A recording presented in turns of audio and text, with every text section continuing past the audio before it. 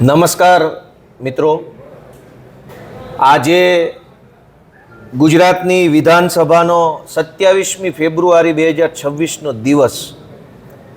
આજે વિધાનસભાની અંદર કુલ મારા 3 તારાંકિત પ્રશ્નો હતા અને મારે બહુ દુઃખ સાથે જણાવવું પડે છે કે સરકારના મંત્રીઓ સમાજને જવાબ નથી આપતા, લોકોને જવાબ નથી આપતા, સોશિયલ મીડિયા ઉપર જવાબ નથી આપતા, પણ હવે તો અહીંયા પણ જવાબ આપવાનું એમણે બંધ કર્યું હોય એવું મને લાગે છે.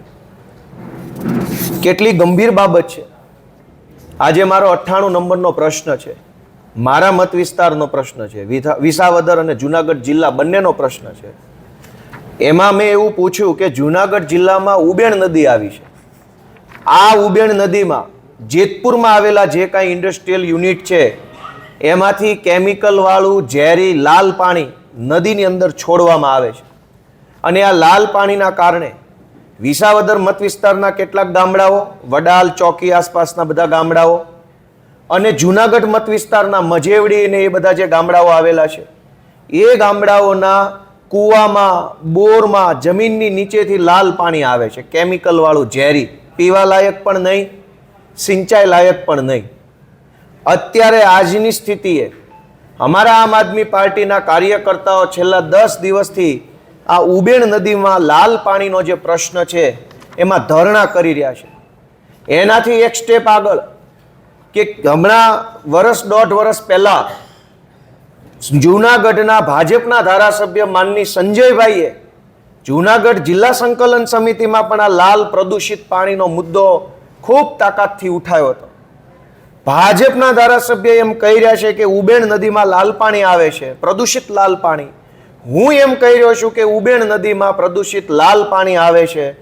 મજેવડી ગામ હોય, ચોકી ગામ હોય, વડાલ ગામ હોય, કાથરોટા ગામ હોય, ડેરવાણ હોય, ઈસાપુર હોય, અનેક ગામડા હોય એ પંથકના, તમે એક પણ ગામમાં જાઓ તો પ્રદૂષિત ઝેરી કેમિકલ વાળું લાલ પાણી કૂવામાં આવે છે, નદીઓમાં આવે છે, બોરમાં આવે છે. પણ સરકારને, ભાજપને મેં આજે પૂછ્યું કે ઉબેણ નદીમાં લાલ પાણી પ્રદૂષિત આવે છે તો બેશરમ થઈને વિધાનસભાની અંદર ના લખીને મને આપી ના. ઉબેણ નદીની અંદર તો પવિત્ર ગંગાના પાણી જેવું તાજું તેલ જેવું ચોખ્ખું ચણાક પાણી આવે છે, ડોળું પાણી નહીં, કેમિકલ વાળું પાણી નથી આવતું.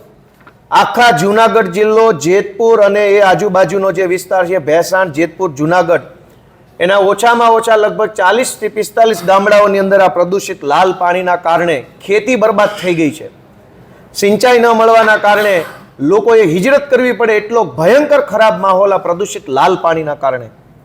તેમ છતાંય વિધાનસભામાં સરકારે ના પાડી કે પ્રદૂષિત લાલ પાણીનો કોઈ પ્રશ્ન જ નથી. ભાજપના ધારાસભ્ય કહી રહ્યા છે, તેમ છતાંય ભાજપની સરકાર ના પાડે છે. બીજી વાત કે મેં એમ પૂછ્યું કે આ ઉબેણ નદીમાં પ્રદૂષણ વાળું લાલ પાણીની ફરિયાદ સરકારને કેટલી મળી? તો સરકાર કે કોઈ ફરિયાદ નથી મળી.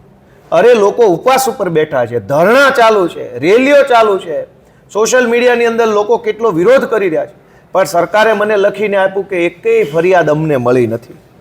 આ કેટલી બધી શરમની બાબત કહેવાય કે એક બાજુ વિધાનસભાની અંદર ભાજપની આખી સરકાર વંદે માતરમના ગાન ઉપર આખું 60 મિનિટની ચર્ચા લઈ આવ્યા. વંદે માતરમ જે આપણું રાષ્ટ્રગાન છે એ રાષ્ટ્રગાનની અંદર મલયજ શીતલામ શબ્દ છે. મલયજ શીતલામ એટલે સારી હવા, સુજલામ એટલે સારું જળ, સુફલામ એટલે સારા ફળ.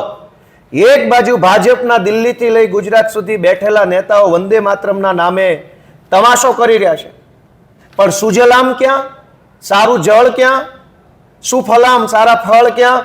જો સારું જળ નહીં તો સારું ફળ નહીં તો સારું મલયજ શીતલામ સારી હવા નહીં, સારું પાણી નહીં તો ગંદકી, અને ગંદકીમાં કમળ ખીલે ના કીચડમાં સરકાર બેઠી છે. તમારે વંદે માતરમ ગાવું છે તો નદીઓના જળ સારા હોવા જોઈએ. જુનાગઢની ઉબેણ નદીમાં ભયંકર લાલ પાણીનું પ્રદૂષણ થઈ રહ્યું છે અને એ પ્રદૂષણ રોકવાની વાત તો પછી, પ્રદૂષણ થાય છે એવું સ્વીકારવા તૈયાર નથી.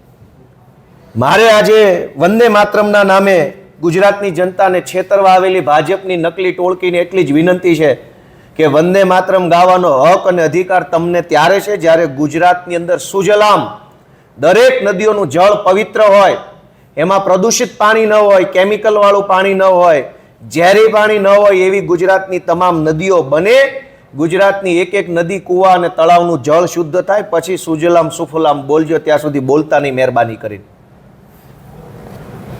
દોસ્તો, આજે 27મી ફેબ્રુઆરી વિધાનસભાના દિવસમાં મારો એક પ્રશ્ન હતો કે ખેડૂતોના મસીહા બનવાની કોશિશ કે પહેલા દિવસથી સરકાર કરે છે. કૃષિ મંત્રી અને આખી ભાજપની સરકાર રોજ જાગીને ખેડૂતોના નામે મોટી મોટી વાર્તા કરે છે. આજે ખેતી વિષયક મારા બે પ્રશ્ન હતા, પ્રશ્ન નંબર 81 અને પ્રશ્ન નંબર 33.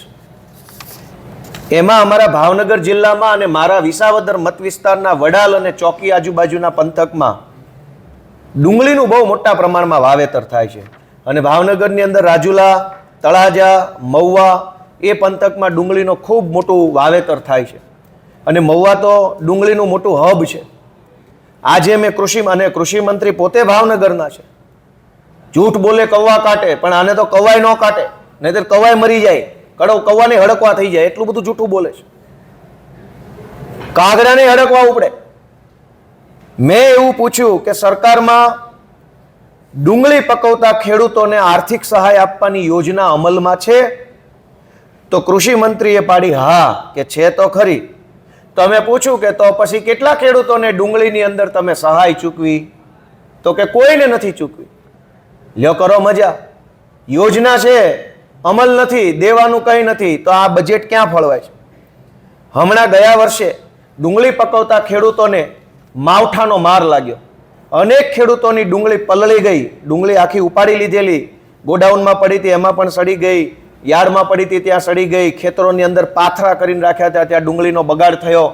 ખેડૂતોએ આશા વ્યક્ત કરી કે સરકાર અમને કંઈક મદદ ટેકો કરે, અને સરકારે ડુંગળી પકવતા ખેડૂતોની મશ્કરી થાય એવું એક પેકેજ જાહેર કર્યું કે સરકાર ક્વિન્ટલે ₹1 સહાય આપશે. હવે ₹1ની તો બીડી આવતી નથી. ₹1ની સહાય કેવી હોય? બીડી લેવા જાઓ, ચાર ભાઈ શિવાજી, છત્રપતિ સંભાજી, જે કાંઈ બીડીની આખી બ્રાન્ડો બનેલી છે, એ બીડી આવતી નથી ₹1ની. સરકારે ₹1ની સબસિડી જાહેર કરી ડુંગળી ઉપર. અને જ્યારે મેં વિધાનસભામાં પૂછ્યું કે ભાઈ ડુંગળી પકવતા ખેડૂતોને ગુજરાતની ભાજપની મોટી મોટી વાતો કરતી સરકાર શું સહાય આપે છે? તો કે બસ આશીર્વાદ આપે છે, સહાય બહાય કંઈ છે નહીં. તો આટલું દુઃખ સાથે કહેવું પડે કે ગુજરાત રાજ્યના ખેડૂતોના નામે ચરી ખાતી આ ભાજપની સરકાર ખેડૂતોને કંઈ દેવાનું આવે ત્યારે દેતી નથી. ખાલી ભાષણ આપે, જાહેરાત આપે, ઉપદેશ આપે, ફોટા આપે, કાર્યક્રમો આપે, પણ ખેડૂતના ખિસ્સામાં ₹4 આપવાની આ ભાજપ સરકારની કોઈ દાનત નથી.